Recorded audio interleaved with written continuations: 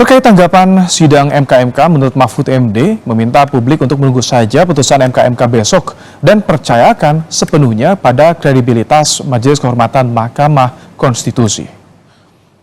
Seperti apa, Pak? Ya, kita tunggu aja. Kalau saya percaya pada kredibilitas Pak Jimli. Apapun putusannya nanti kita tunggu dan tunggu juga reaksi publik akan menentukan juga. Berarti putusan 90 bisa dianulir dong, Pak? Dan konsekuensinya Pak, tunggu besok aja. Bakal Cawapres Gibran Raka Buming Raka juga memberi tanggapan soal putusan Majelis Kehormatan Mahkamah Konstitusi yang digelar 7 November besok.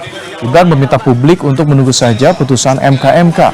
Sementara saat ditanya jika putusan MK-MK bisa mempengaruhi pencalonannya sebagai bacawa pres pendamping Prabowo, Gibran kembali menjawab tunggu saja.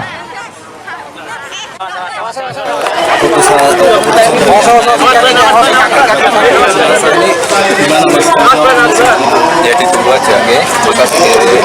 Ini nggak khawatir mempengaruhi pencalonan juga.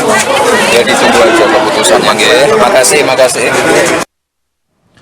Dan untuk mengetahui perkembangan terkini menjelang putusan Majelis Kehormatan Mahkamah Konstitusi atas dugaan pelanggaran etik Ketua MK Anwar Usman dan kawan-kawan, kita segera bergabung dengan jurnalis Kompas TV dan Nanda Aprilia di gedung MK maksud kami. Selamat sore, Nanda.